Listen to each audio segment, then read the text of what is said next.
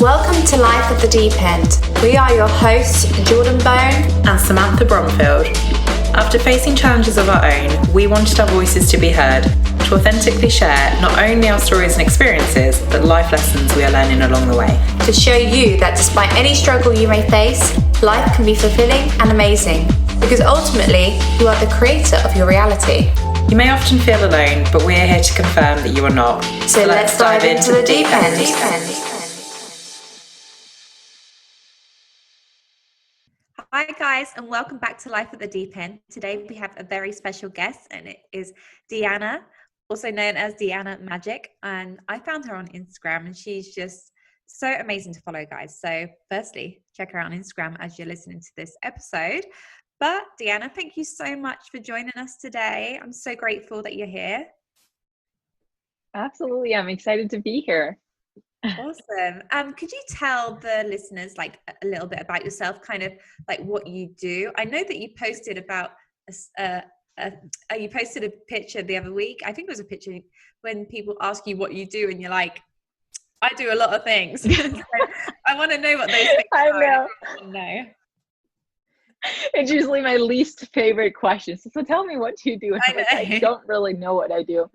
I let spirit work through me in very mysterious ways. I've always been very intuitive since I was a child, and it's been a journey of pushing those abilities away and then coming back into it. But ultimately, I teach people how to tap into their own intuition and basically use tools that are spirit-based, if you will, combined with self-help. So I do energy work, I do mentorship, coaching, and all these different areas in working with spirit. And I mean, I cover so many different things, but mostly I say that I make people question their reality. I make them laugh and I make them cry. And I know it's a good day when I make them cry. Yeah. That's when the powerful things happen, I think, when, you can see that shift in someone when they start to cry, or when you know that there's something that you can work with there, because there's, you've hit something. And that's where, the uncomfortable things sometimes are the ways in which you can make a change. Absolutely. In the discomfort is where, live outside your comfort zone. But I talk about this so often that most people don't push themselves in any way. It's like the house has to be the right temperature, the exact, not too cold, not too hot. We don't get too hungry. Most people don't want to feel hunger. They want to be just right, like satisfied. And so there's very little space for feeling any kind of discomfort. Emotions, we've been taught to just, like right now is not a good time. So we shove it down so that we can deal with it later. But then later doesn't really come around. And then what happened? We just shoved it down. And that's why all of this trauma is stored in the stomach. So many people have gut issues and all kinds of things. And it's all interconnected. So I'm all about getting people into that state of feeling uncomfortable and realizing that it's not really uncomfortable. It's just physical sensations And that's that we label. Interesting, because like you just said then, that's so true. We're so fortunate, a lot of us, that we can change our surroundings so much to be so comfortable, that perhaps that's then why when something is uncomfortable, we don't know how to handle it. Because like you said, we can eat if we're hungry, adjust our temperatures, like all things like that. No one wants to feel uncomfortable a lot of the time. So I thought, yeah, that's a really interesting way to sort of like realize it, really, that that's probably why a lot of people mask their emotions and push stuff down, because they don't want to deal with it. We've never been taught how to deal with it. People don't go out if it's windy, if it's raining. I'm like, it's raining, let's go out and shower in the rain. But people don't do that, because it's like, ooh, that's I don't know what that, like, uncomfortable. Not going there. Yeah.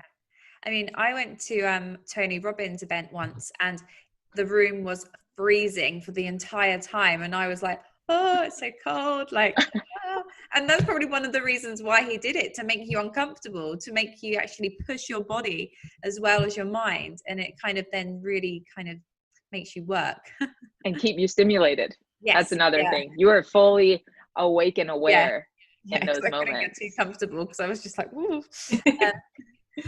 So that's why I often talk about something as simple as, going outside and actually embracing the elements, talking about, I'm all about connecting with the earth and back to spirit. And so going out and embracing the elements. If it's windy, like really observe and just feel your body. Is like when we get into that state and we can actually observe what it is that's happening on the inside instead of labeling it. You know, like I've said, fear and excitement is the exact same thing on a physiological level. It's just our mind that puts them in categories of either fear or excitement. So if you're just looking at what you're experiencing as strictly sensations, you go outside and you are feeling all of the elements, you know, that's such a beautiful way to make yourself uncomfortable, if you will. Take a cold shower and feel the elements at the same time, like the part of life that is literally life. Yeah. So there's many ways that you can make yourself uncomfortable. Well, I've seen you, you get in there's like a stream or a river outside your home. Yeah. And I've seen you like plunge into it. Yes. That is What a way to wake up in the morning, like refreshed. Yeah, it's really nice. So I want to know a little more about the dream work you do. It interests me so much, and I know it interests Sam as well. And it's like, I actually remember, I was thinking about this last night before I went to bed, funnily enough.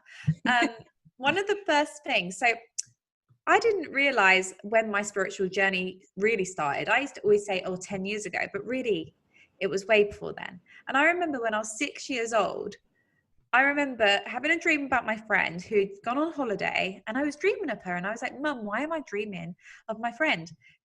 Anyway, went into town and I bought myself, with my pocket money, a dream book. And I remember this book, and that just made me think, I've always been interested, but I still don't know. I still don't understand. And I'm like, the perfect person to speak to is right here. So amazing. I take it you have not taken my dream course then. I haven't. No, I haven't. I am in the Magic portal, but I know a lot of people in there have taken both, are both in the portal and also have taken the dream course. And it's really interesting because I was sitting here taking care of emails just before this podcast and creating the next sequence for our November Magic in the Magic portal. And it's about dreaming. And I was sitting there and I was like, she's going to ask me about dreams. Yeah, I am. So that's really interesting that came through, because I want to encourage people to remember their dreams. And also you're going to be getting a practice on conscious sleep paralysis and how to use it. So watch out for that. But the dream world really fascinates me because, you know, I came to learn how to lucid dream when I was probably 5 or so. I used to have really bad nightmares, and my mom told me, well, next time you see the monster, just turn around and ask it what it wants, or tell it to go away. And so I did. And that was my first lucid dreaming experience. And it was actually, the monster was actually a tiger. And if you take the dream course, you'll see that the tiger represents our destructive, repetitive pattern. So to backtrack a little bit, I was always introduced to Jungian philosophy, and, you know, there's so many dream books on 1,500 dream symbols channeled and translated and whatever. And I got those and I was like, this is not it. This is not it. This is not it. And then I came by the Toltec tradition and their way of, it's basically the art of dreaming. And it hit me. And I realized the dream world is not just a peep into your subconscious. It's actually, I mean, it is in many ways, but it's not just about the past. Your dreams actually create your waking reality. And when I started learning all the symbolism and all the things, I was able to look at my dream journal and say, I had that dream, that happened, that dream, that happened, that dream, that happened. And I was like, oh my God, wow, this is it. Like, I found what I was looking for all of my life, because dreaming has always been the one thing that I was like, this is my jam. This is my thing. Yeah. Like dream walker, dream queen, whatever labels I've been getting, because the dream world is so significant to me. So in short, your dreams, and why we've been taught the reason why we've been taught to forget is actually because of the power of it. And that is because it shapes our waking reality. Now it's all symbolic. So because you dream of getting eaten by a tiger doesn't mean you're going to go to the zoo and get eaten by a tiger. It's all symbolism. And once you understand that, your life will make so much more sense. And the things that you can create from it is beyond measure. Now, there's so many directions I could go with this, but I'm curious if you have any specific questions around it, which will help me direct. Well, I find that, I don't know, like some dreams you can have, and I think, oh, okay, I know where that came from. Like, you can kind of think something that's happened in the day or something, like you said, there's an element of it being like your subconscious. But a lot of what you're saying, like how it can then affect you, do you think there was something, because you can have a dream, like, I mean, say for example, like you fell out of a friend and you wake up and you're like, I hate that, but like the feelings that it Yes. makes you feel can be Yes. so intense. Yes. I get so excited. I'm like, yeah. okay. So I wonder, like, is that why then, like, does that contribute to then stuff happening because you're like believing it as such? Well, not just because you're believing it, but I want people to pay attention to their dreams for multiple reasons. One being the fact that it creates your waking reality. So if you're having the same recurring dream, you're stuck on a hamster wheel of hell many times. But most people, some people, a lot of people don't remember their dreams. So I want them to start remembering their dreams in the first place. Now, people also don't realize I was a marathon dreamer. So many dreams that I'll wake up feeling like I ran a freaking marathon and just be exhausted. And most people put this label on the idea that it was just a dream. But think about it. If someone has a wet dream, it was because they had images in their mind. They were sleeping, had images, did nothing, yet the body responded. Yeah. Now that was a pleasant dream, hopefully. What about nightmare? Your body is responding to those, creating stress hormones, or you're being chased and you're actually being killed in the dream is a really good thing. This is where the symbolism is so important, because many things that people think are a nightmare are actually really good. And some people have dreams of things they think are amazing and good, and I'm like, oh my God, you just created a shit show within the next few months in your reality. Wow. So that's why understanding the symbolism is really powerful, and it ties into how, when you understand that, you're able to look at your waking life from a way different perspective as well, because you start merging realities and it becomes like, am I awake? Am I asleep? What is reality even? Yeah. Which is a beautiful place, because it helps us wake up and realize that a lot of things we've been programmed to understand and see a certain way, which then also shapes our life. And so, if you're saying you could go back and look at, why you had a dream about a friend because you hung out with a friend and whatever, that's also why I teach the importance of what you actually do, and you'll come to realize how you soak in information. Why did that part of your day, someday last week or last night, why did that part get into your subconscious enough for you to dream about it? And you start realizing how you are being programmed. You start realizing how you notice things and how they get into your mind, which also helps you then choosing what you want to put into your mind and how you want to program your mind. So that there's so many layers. When people talk of dream work, I'm like, no, you're not. The point of dream work is not just to sit back and interpret your dream when you woke up in the morning. It is a course on life that I've created, because it helps you in all these different elements. So, don't watch certain things before going to bed, or at least be aware that you're going to create those dreams. And here's the catch. You can actually cancel your dreams, the ones that you don't want to see happen, which is really, really amazing. But I don't teach people how to do that unless they've taken the dream course, because they would go ahead once again and cancel dreams they thought were bad. Right. Yeah. And keep the ones they thought were good. And all of a sudden they're creating a shit show in their life. Oh, so interesting. It's like, it's what we see in the world as well. Like, everyone sees things completely differently. And I suppose that's how, as well, if we absorb information, some person may see something as good, someone may see it as bad. So I suppose that all affects us as well, doesn't it? Like the subconscious, just our realities are all different, really. We all have a different reality. So yeah, and how we perceive it. And actually I want to touch on that, because some people will say, well, if someone's been bitten by a dog in the past, then they have a fear of dog, and dogs would represent something different to someone that wants to just like be the crazy dog lady with 30 dogs. And I'm like, actually, it doesn't work like that, especially when working with the animals and the symbolism of the animals. It's very universal. Now, depending on the dreamer, there may be certain specific things that I also teach people how to pay attention to that are different and very unique to you. But when it comes to the animals, for example, snakes represents wisdom and healing. I have people that know nothing about this, dream symbology. One of my friends, she came to me, he's like, I had a dream that this huge anaconda was sneaking up on my neck and it was trying to bite my neck, and I woke up and I was all terrified. And I remembered, didn't you hurt your neck last week? Like, what side of the neck did you hurt? And she was like, oh yeah, it was the left side. The snake was coming on the left side. And actually, if that snake had bit her in the neck, she would have healed her neck issue. So that's the power of dream work and working with the animals. It's a whole different reality. So that's just all to say that it's not placebo, it's not biased, because many people come to me with these things and they don't know anything, yet the same symbolism is showing up and wanting to work through them. So I know you kind of touched upon it, but like with reoccurring dreams, then if someone keeps having the same dream over and over, is it because they need to deal with something in their life, or there's a message there of like, this is something you need to heal, or something that you should be doing, if it's always the same? Well, we inherit ancestral ways of dreaming as well. So, you know, it could be an ancestral, we just went through a whole month of ancestral work in the portal.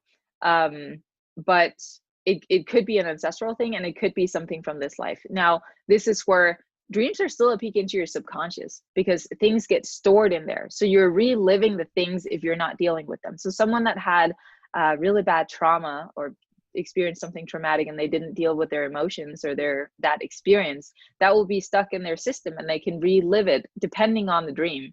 You know, so oftentimes if you're dreaming of fighting or being chased, or you know, the fun thing is that emotions don't always matter in the dream as well, which most people think.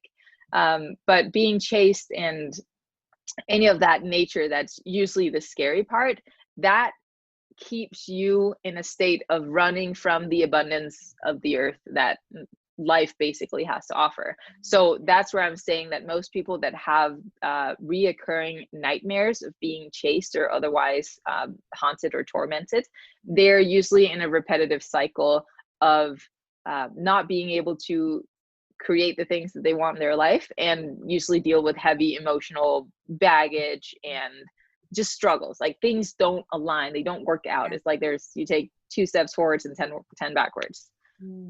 I kept having this. Sorry, go on, Jordan. No, you go, Sam. Well, no, you was going to say about a recurring dream, weren't you? Yeah. Well, I was having a reoccurring dream, and it's gone now. They can be good. They can be good too. No, this was, I don't think it was good, but you might say otherwise. I had a certain person, and it was the same person every time. I had this dream where they would stab me, and they would like just come and they would like stab me, and I kept having this dream. I feel like there's something changed within me because I don't have it anymore. But it was only for about, I had it for about 6 months, and I was like, wow, like, will this dream just go away now? So wow. I suppose that could be a good, not necessarily a bad thing then. Not necessarily a bad thing. But again, you know, so a lot of people, this is a classic scenario, and it just happens so often. It's like, so I had a dream that my teeth fell out. What does that mean? Yeah. It's actually something people dream about a lot. Yeah. And I just laugh when I get that message, because the thing is, dreams are like a movie. You have 8 dreams every night, regardless if you remember them or not. So it's like watching a whole movie, and then you just see that scene of like your teeth falling out.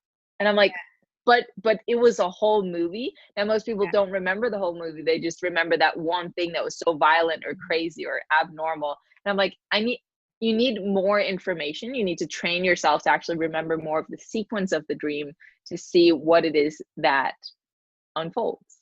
Okay. You know, and it's so fun. I mean, I lived a very hard life, if you will, a lot of my youth. And the dream world became my escape reality. I was so excited to go to bed, and just because I could create anything that I wanted, I could do whatever I wanted. And so it became this alternate reality where I just went and did, you know, this was before I knew the symbolism. So that's a different story. And then I also ended up going through such a deep depression that I had severe night terror, and I was terrified to sleep. I mean, I would just close my eyes and I would see like people bleeding out of their eyeballs, like all kinds of horror. And I would try to stay awake because I was scared of my dreams, and that obviously doesn't create anything positive for a system. So it was just like, that was a hamster wheel of hell, basically. So I have so much passion and love for this realm, especially for children as well, because they're natural dreamers, they're natural lucid dreamers. And it's not until we remember to forget because we're taught that it's just dreams. It's not important. That the majority of the world just start to not pay attention because it was just a dream, you know. But if we look at the way our language developed, the man of my dreams, the woman of my dreams, my dream job, my dream house, whatever it might be, it is because it is of your dreams. So first you have to dream it, and then it happens in the waking reality. So there's a reason why our words and language developed this way, but then again, we've also been taught that's just a dream. Yeah. Yeah. So interesting, isn't it? I find it interesting you said that the emotion isn't always like the right emotion, because I've had that sometimes where I can't particularly remember details of a dream, but I remember how I felt. And I know that a lot of people have that, and that to me can kind of then like affect you, like you said, in the day and in your life and things, where you wake up and probably more on like the scariest side, like nightmare, where I think, oh, I can't really remember what it was, but I just know I was scared. Or something like that. So it's interesting that that isn't always a bad thing, I guess. It's a good place to start. When I teach people how to start remembering their dreams, I tell them to write down anything, emotions, colors, feelings, all that they can think of. But when they then go through the full course and they start diving into the symbolism, and like I said, if you've had a scary experience with a certain animal in the past, you'll be scared of it. But that doesn't mean, you know, that just means that they are fearful because of the programming. Most people are scared of serpents. They're scared of spiders. Any dreams with those things have them terrified shitless. Excuse my cursing. But the thing is, those elements are good. They're actually coming in your dream to help heal you, but you are scared. And so by me teaching you the certain symbolism and what you can do with it, all of a sudden people have overcome all kinds of fears, including myself. I used to be terrified of spiders. Now I go pick them up and I'm like, oh, let me help you. So you can work with a lot of these things and overcome those emotions and learn. That's why, you know, when you do it, and I'm saying it's more of a life course, all these irrational fears that we have, be it fear of heights or fear of certain animals, you will overcome those, which will then also assist in creating a different path and timeline, if you will, of your life. So it's like, once again, dreams are not just dreams. It is literally your life, which is why I'm so passionate about it. And sometimes people's like, dreams, yeah. And I'm like, like, what? No. Because it's not something, it's not purely fictional, is it? It's not something you see on TV. It's not something that someone's wrote. Like you said, it's in your mind. So it isn't it can't ever be just a dream. It's something, like you said, out of your whole day, one bit of it that has made its way into the brain. So it's really interesting to hear that you can, to an extent, control that. And you can. Like, why, if you watch a whole documentary, why did that one little section make it into your dream that night? And you start to become really, really adept and aware, or in tune, if you will, with the subtleties of reality. And then you start paying attention to how things get into your mind. And this is where it becomes so much fun, because like I said, you can choose what you actually want to program your mind with. And then you start dreaming about it, which is fun in the first, like limitless takes on a whole new meaning when you start being able to lucid dream, because you can do anything you want. And then when you start merging realities and get into deep meditation, and you realize that the visuals you see in a deep trance state is really just, that's you dreaming while awake, because you enter those same delta brainwaves. And when you get in that state, it's all the same. We just call it different things and it becomes all kinds of fun, but ultimately you're dreaming while awake and it's all the same. And it's kind of like, what is reality then? It's like, what is reality? Yes, we can touch the table and touch the surface, what is with us right now, but when we close our eyes and visualize something and feel something, we still have those emotions and we can see it. So what is reality? Like, that's going on to another deeper. I just feel like I wouldn't. There's so much of that just fascinates me. And well, the mind, your body doesn't know the difference between real life and imagination. That's why you can heal with the power of your mind. And that's why, you know, going into these deep trance states and working with your dreams is important. I bet anyone, regardless if they're into dreams or not, have had one dream in their life where they woke up and they were like, that felt so real. And who's to say it wasn't? And it was to some extent, because your body reacted to it. Exactly. Yeah. Just like, you know, having a wet dream, it doesn't matter if it's good or bad. My other example is, if anyone has ever been so blackout drunk that they didn't remember what they did the night before, that does not mean you did not do anything on that night. You did a hell of a lot of things on that night out. You just somehow blacked it out and you forgot, but you're still going to be held responsible for what you did. Drunk or not, blackout or not, something happened and you're being held responsible for it. So even if you don't remember your dreams, it's happening and your life is unfolding in that way. Yeah. Which again is why it's so important to be mindful of especially what you look at before you go to sleep. Yes, very. Or at least have aware of, once you have awareness of it, and you're not just this sponge of information, because when we don't have awareness of all these different realities and how they work and the tools that we can use, I call them cheat codes, but they're not really cheat codes because it's the codes that are meant for us. Then you start being less affected by it, because you see the game that's being played as it's playing out. And it's almost like then you can shift and move and morph, and then you're less affected by it. But for someone that's just starting out on this path, be it any kind of spiritual practice or dream work, they're more receptive to all of the information. Like, it just goes out without any awareness of how it impacts you or what it means or symbology. It's just sponge of information.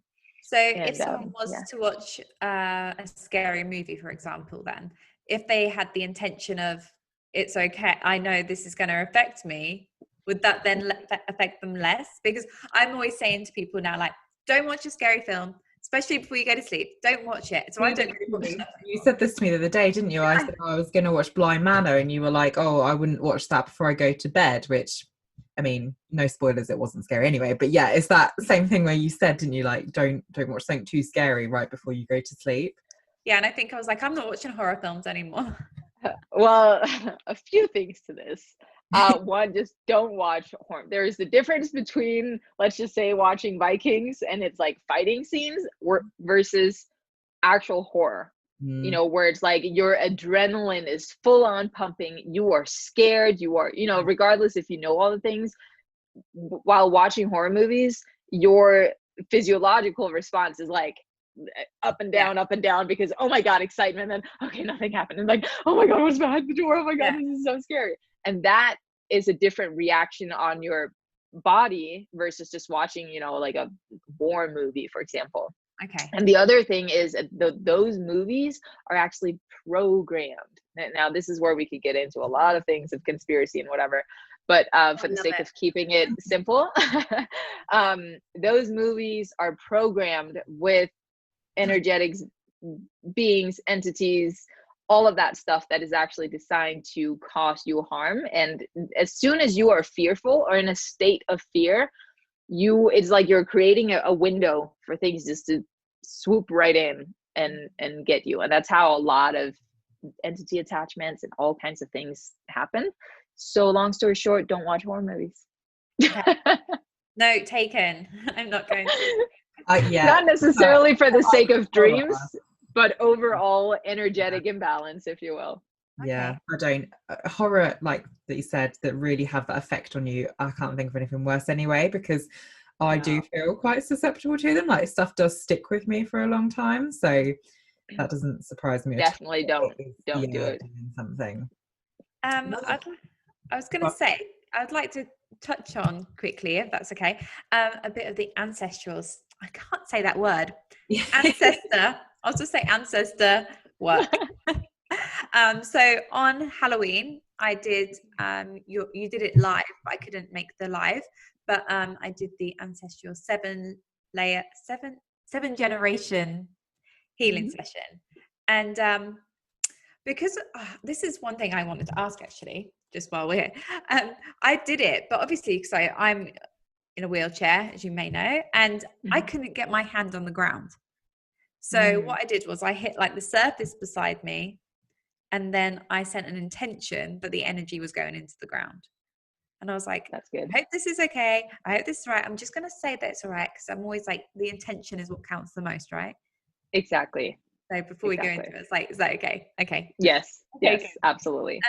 So could you just talk about that a little bit? Like, I just think it's so interesting, because like, I don't think a lot of people know about this. No, I about don't know much about it at all. How ancestors, how we take on the energy and the trauma and the experiences that they've had. Yeah, so I approach it more from the woo-woo perspective. But even if you look into science and epigenetics, you can literally see it in your DNA.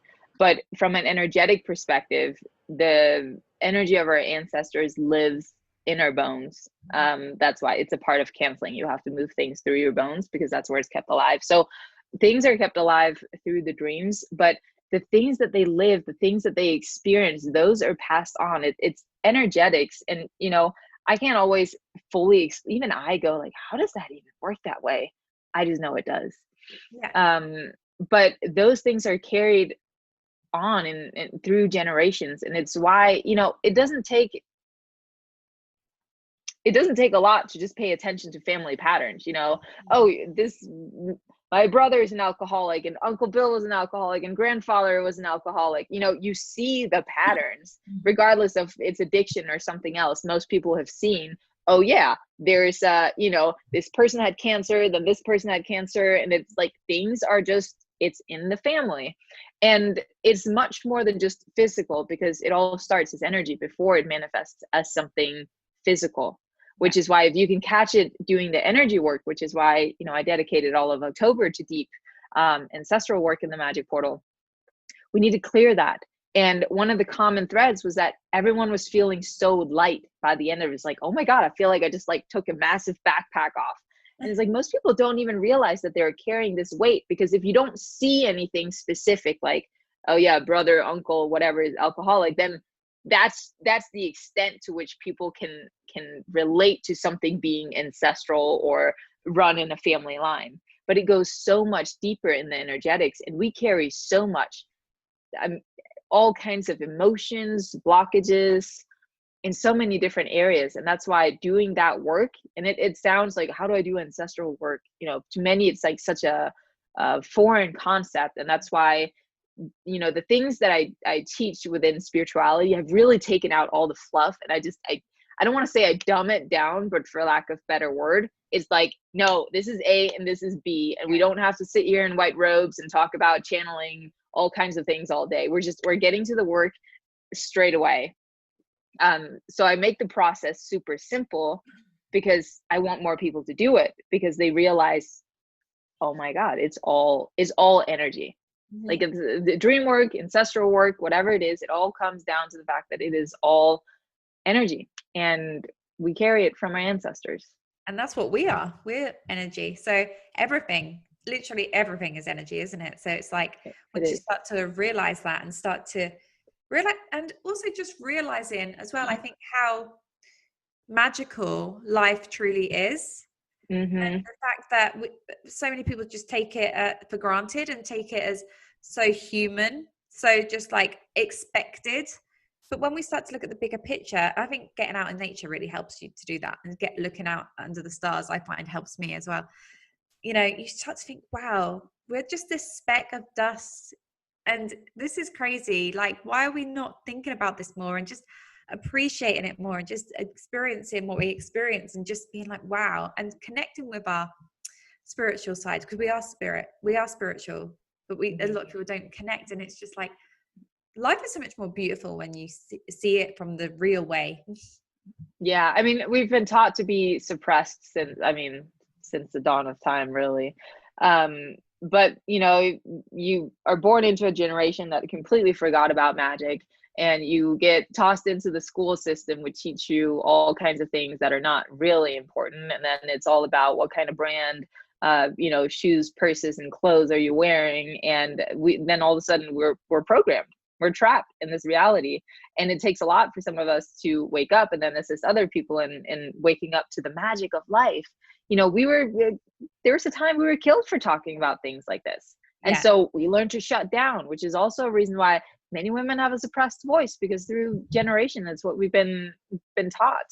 And it's, you know, getting back to the magic of it. There's so many different tools that I know you've probably dove into and experienced through the Magic Portal, that you can use to, you know, it's like you really just need some basic understanding of a little bit of astrology. You don't need to be able to read birth charts, you know, understanding your design, understanding how spirit, a little bit of dream, a little bit of this. And then all of a sudden you have all these different tools to actually wake up and connect with those magical elements. And, you know, for me, it's really about simplifying spirituality, life, beauty. Like I simplify things. And in that, connect people back to nature. Amazing. Like the elements of magic. I connect people back to the magic that they are, essentially. So yeah, waking up to it, it's a process, but you know, people like you doing these podcasts and talking about it, that's what helps people. And there's something innate in them that wants to, but it's like they don't know how to. But by listening to these things, they go, oh yeah, actually I kind of had that feeling, and I had that thought, and I wonder about that. And then they start realizing it's within them. Exactly. Amazing. Love that. I know, Sam, you wanted to ask about Deja Vu. Yeah, I watched your YouTube video a while ago of the explanation of Deja Vu, and I hadn't heard that before, and I just found it so interesting. And I think I was trying to explain it to a friend, and I didn't do a very good job. So I was like, I really want to ask her about that. So if you wouldn't mind, just a brief explanation of it again first. Of course. So there's you sitting in this chair here, and then there's your higher self. And your higher self can see all the different timelines that are possible based on the different choices that you would make.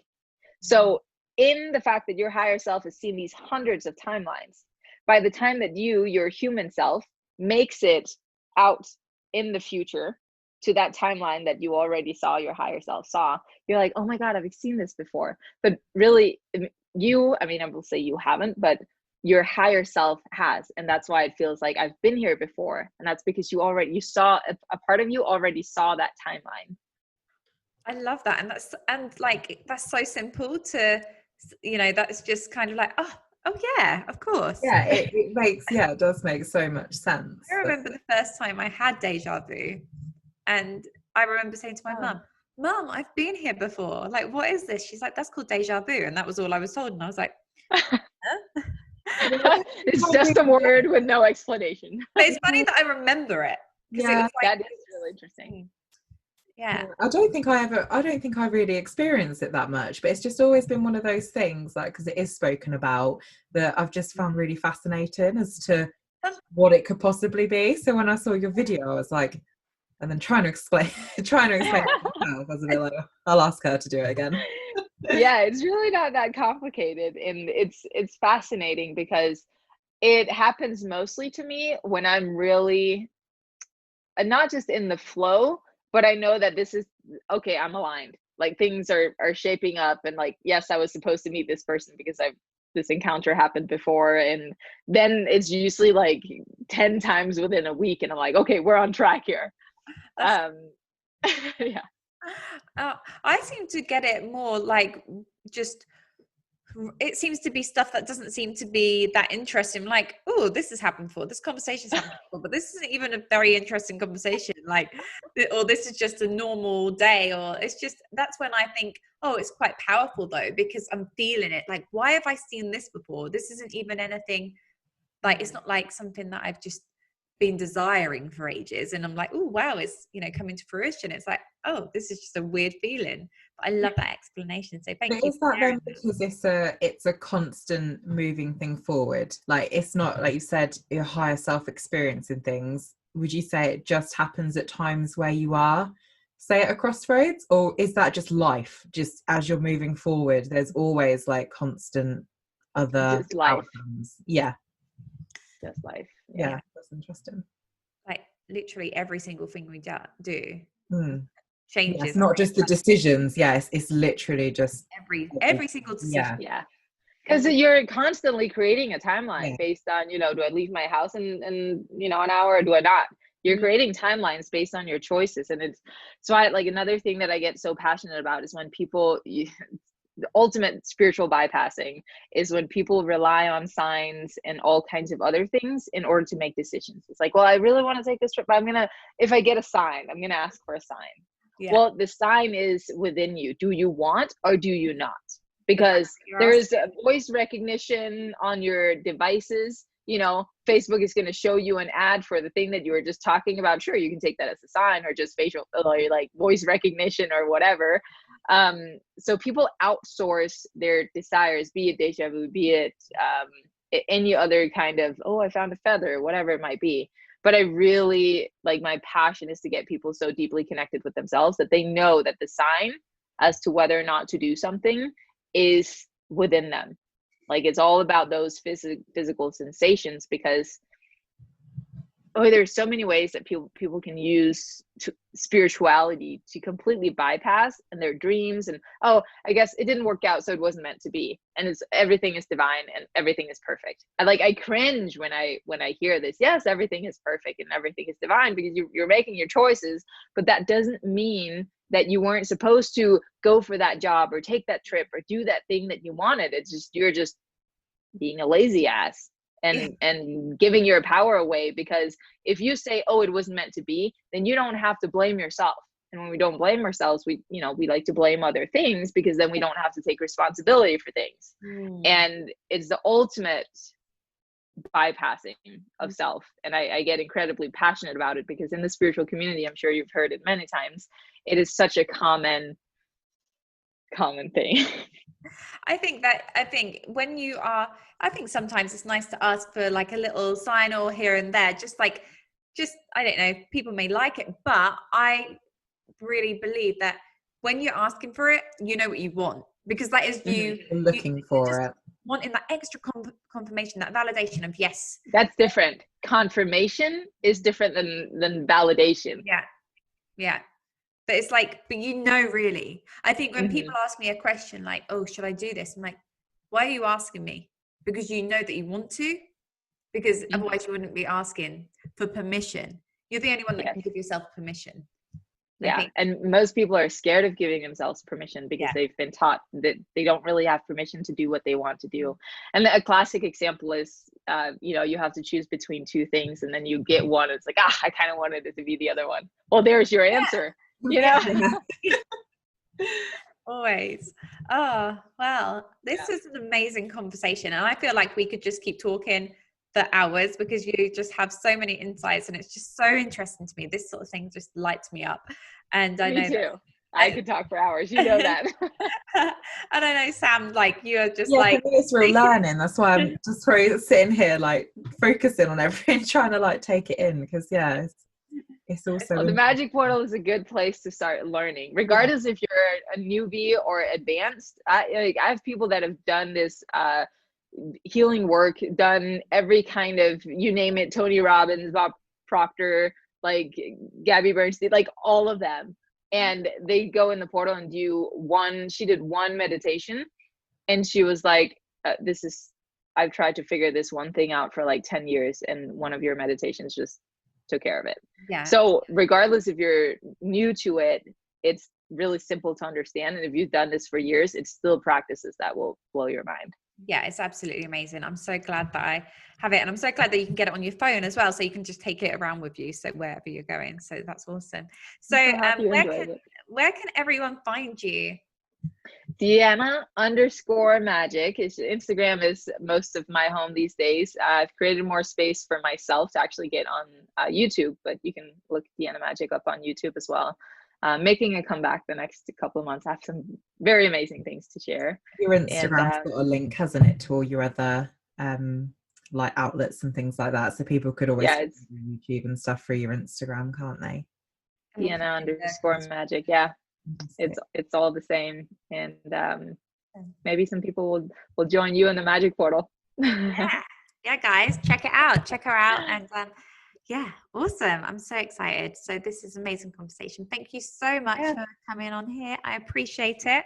And I'm sure all of you listening are so, your mind may be blown a little bit right now. Yeah, it's probably a lot to take in, and A lot to digest. Yeah. We're just getting started, guys. Yeah, this could keep going. So yeah, okay, thank you so much for listening, guys, and we'll speak to you next time. Thanks. Bye. Bye. Bye.